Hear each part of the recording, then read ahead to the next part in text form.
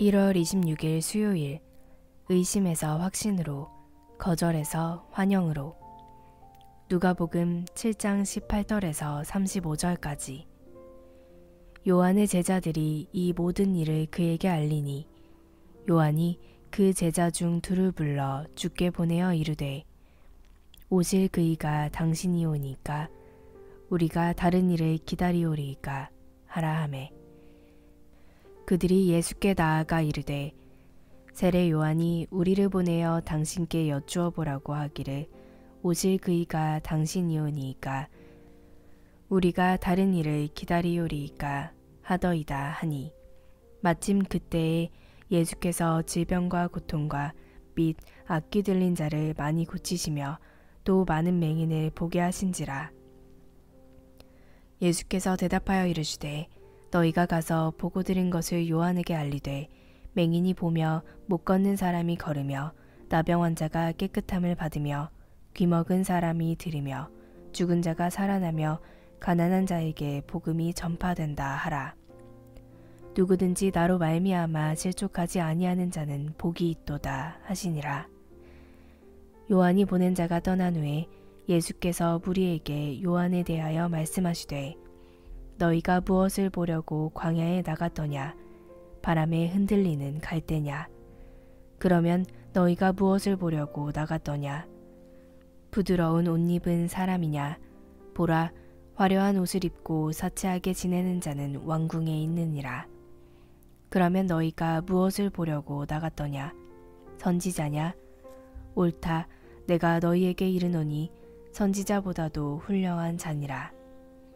기록된 바 보라, 내가 내 사자를 내 앞에 보내노니 그가 내 앞에서 내 길을 준비하리라 한 것이 이 사람에 대한 말씀이라. 내가 너희에게 바라노니 여자가 낳은 자 중에 요한보다 큰 자가 없도다. 그러나 하나님의 나라에서는 극히 작은 자라도 그보다 크니라 하시니, 모든 백성과 세리들은 이미 요한의 세례를 받은지라. 이 말씀을 듣고 하나님을 의롭다 하되, 바리새인과 율법 교사들은 그의 세례를 받지 아니하므로 그들 자신을 위한 하나님의 뜻을 저버리니라. 또 이르시되, 이 세대의 사람을 무엇으로 비유할까? 무엇과 같은가? 비유하건대 아이들이 장터에 앉아 서로 불러 이르되, 우리가 너희를 향하여 피리를 불어도 너희가 춤추지 않고 우리가 곡하여도 너희가 울지 아니하였다 함과 같도다. 세례 요한이 와서 떡도 먹지 아니하며 포도주도 마시지 아니하매 너희 말이 귀신이 들렸다 하더니, 인자는 와서 먹고 마시매 너희 말이 보라, 먹기를 탐하고 포도주를 즐기는 사람이요 세리와 죄인의 친구로다 하니, 지혜는 자기의 모든 자녀로 인하여 옳다함을 얻느니라. 오늘의 말씀 요약. 예수님은 오실 그이가 주님인지 묻는 세례 요한에게 자신의 행적을 전하라고 하시며, 여자가 낳은 자 중 요한보다 큰 자가 없다고 하십니다. 예수님은 이 세대가 무엇을 해도 반응하지 않는 이들과 같다고 하십니다. 사람들이 요한은 귀신 들렸다고 하고 예수님은 죄인의 친구라고 비방합니다. 본문 해설. 의심하지 말라. 7장 18절에서 23절까지.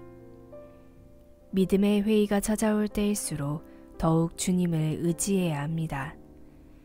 세례 요한은 헤롯 안티파스의 미움을 받아 감옥에 갇히자 제자 둘을 예수님께 보내 자신의 의문을 확인하고자 합니다.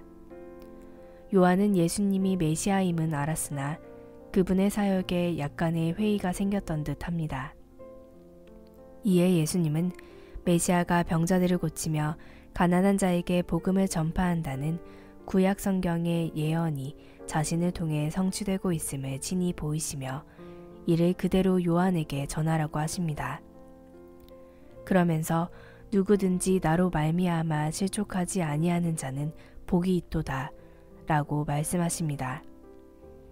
예수님은 하나님이 보내신 메시아입니다. 이를 의심 없이 확신하는 사람은 평안과 복을 누립니다. 세례 요한이 예수님께 제자들을 보내 오실 그이가 예수님인지 질문한 이유는 무엇일까요? 의심하는 마음이 생길 때 어떻게 극복해야 할까요? 완악하게 행하지 말라. 7장 24절에서 35절까지. 예수님을 알고 믿는 자는 하나님 나라에서 큰 자입니다. 세례 요한의 제자들이 떠난 후에 예수님은 무리에게 요한에 관해 말씀하십니다. 요한은 여자가 낳은 자 중 가장 큰 사람으로 메시아의 길을 준비한 위대한 선구자입니다. 하지만 예수님은 하나님의 나라에서는 극히 작은 자라도 그보다 크니라 라고 말씀하십니다. 이는 메시아의 오심을 통해 주어진 은혜와 복을 강조합니다. 하지만 예수님 당시 사람들은 요한이 먹고 마시지 않으니 귀신이 들렸다 하고 예수님은 먹기를 탐하는 죄인의 친구라고 비난합니다. 이는 불신에 기초한 완악함입니다. 예수님이 선포하신 말씀과 그 행하신 일을 신뢰하고 받아들이는 것이 지혜입니다.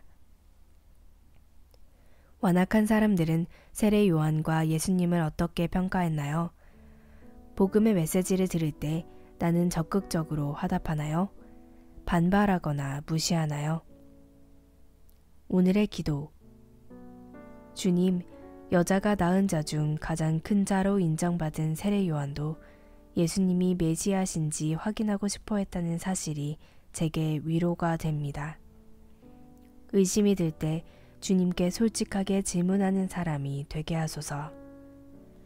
주님의 역사를 또렷이 보고 주님이 구원자요 하나님 아들이심을 확신하게 하소서.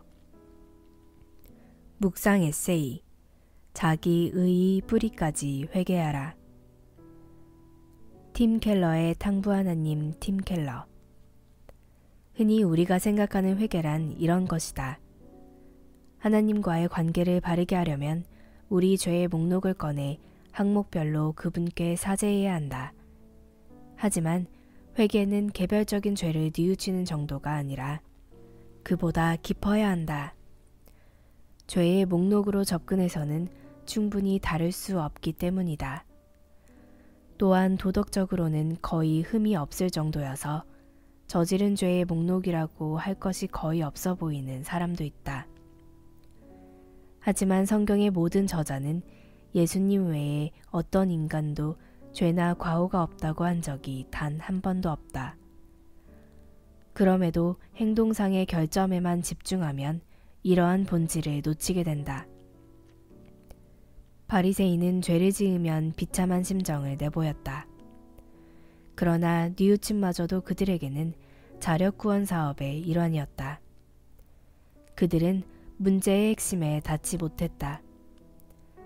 그들을 예수님의 구원잔치에 들어가지 못하게 막는 것은 선한 행실 기저에 있는 교만이라는 사실 말이다. 참 그리스도인이 되려면 잘한 일들의 동기까지 회개해야 한다. 죄를 회개할 뿐 아니라 자기 의의 뿌리까지 회개해야 한다. 모든 죄의 이면과 모든 의의 이면에 깔려있는 죄를 회개해야 한다. 스스로 자신의 구주와 주인이 되려 한 것, 자신의 궁극적인 소망과 신뢰를 하나님 아닌 다른 것에 두었던 것을 인정해야 한다. 죄악과 착한 행실 양쪽 모두의 배후에 스스로가 구주와 주인이 되려는 갈망이 도사리고 있다. 이 사실을 알아야만 당신은 비로소 진정으로 회개하고 복음의 은혜를 누리게 된다. 한절 묵상. 누가복음 7장 22절. 세례 요한의 제자들이 보고 들은 것은 이사야 선지자의 예언이 신비롭게 성취되는 광경이었습니다. 이렇듯 이 땅에 오신 예수님은 하나님의 언약을 신실하게 성취하셨습니다. 신실하신 하나님은 오늘날 우리를 통해서도 그분 언약을 이루어 가십니다. 제자된 우리는 성령을 통해 예수 그리스도의 복음을 생생하게 전해들은 또 다른 증인입니다. 그러므로 우리도 성령이 깨우쳐 주신 생명력 있는 복음을 담대히 전할 수 있습니다.